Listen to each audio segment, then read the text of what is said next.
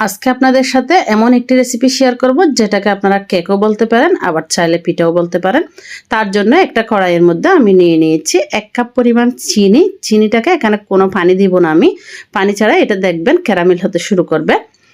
চুলার আঁচটা মিডিয়ামে রেখে এই কাজটা করে নিতে হবে। যখন এরকম কালার চলে আসবে তখন একটা স্প্যাচুলার সাহায্যে ভালো করে নাড়তে থাকবেন। এখানে অবশ্যই একটা জিনিস খেয়াল রাখবেন যাতে করে ক্যারামেলটা পুড়ে না যায়। এখন আমি এখানে দিয়ে দিব 1 কাপের চেয়ে একটু বেশি পানি। পানিটা দেওয়ার সময় অবশ্যই সতর্কতার সাথে দিবেন, কারণ ক্যারামেল অনেক একটা গরম, একদম ঠকবগে ফুটে ওঠা একটা জিনিস, ওটাতে পানি পড়লে হয়তো আপনার গায়ে ছিটকেও আসতে পারে।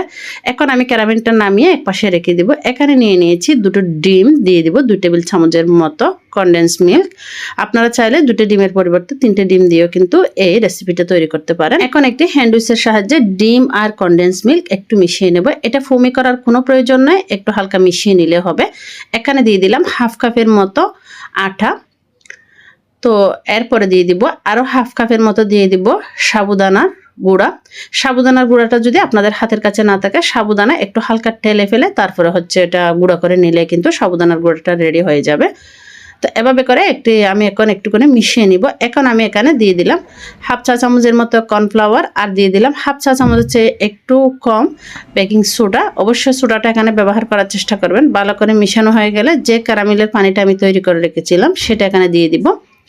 দিয়ে ভালো করে মিশিয়ে নিতে হবে যাতে করে কোনো অংশ দানাদার না থাকে। আজকের এই ভিডিওটি যদি আপনাদের ভালো লেগে থাকে তাহলে ভিডিওতে একটি লাইক, কমেন্ট, শেয়ার করে অন্যদের দেখার সুযোগ করে দিবেন। আর নিত্য নতুন ভিডিও পেতে আমার পেজটিতে ফলো দিয়ে সাথে থাকতে পারেন।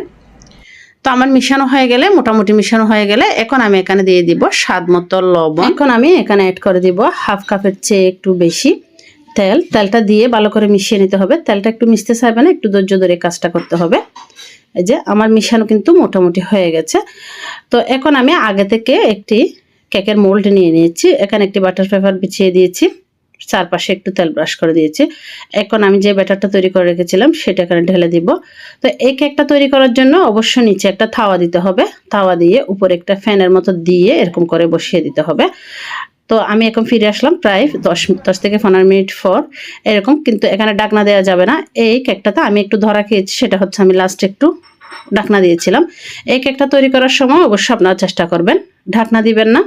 ঢাকনা না দিয়ে যদি এটা তৈরি করেন কিন্তু খেতে অসাধারণ। এই কেকটা খেতে যে এত টেস্ট ছিল, আমি অনেক কেক তৈরি করেছি, এই কেকটা কিন্তু খেতে অসাধারণ। আপনারা একবার চাইলে বাসায় তৈরি করতে পারেন। তবে এই কেকটা তৈরি করতে কিন্তু খুব সময়ের দরকার আছে, একদম প্রায় 1 ঘন্টার উপরে লাগে এই কেকটা তৈরি করতে। প্রথমে লো আঁচে দিবেন, লো আঁচে দিয়ে লো আঁচে প্রায় 20 মিনিটের মতো রাখার পর হালকা একটু চুলার আঁচটা বাড়িয়ে দিবেন। এভাবে করে কিন্তু কেকটা তৈরি করে নিতে পারেন। লাস্টে যখন মোটামুটি হয়ে আসবে তখন একদম লো আঁচে আরও 10 থেকে 15 মিনিট রাখার পর বন্ধ করে দিতে পারবেন। মোল্ড ডাউন করার আগে অবশ্যই ঠান্ডা করে নেবেন। ঠান্ডা না করলে কিন্তু কেকটা ভেঙে যাবে। কেকটা অনেক সফট থাকে, তাই কেকটা ভেঙে যাওয়ার সম্ভাবনা বেশি থাকে।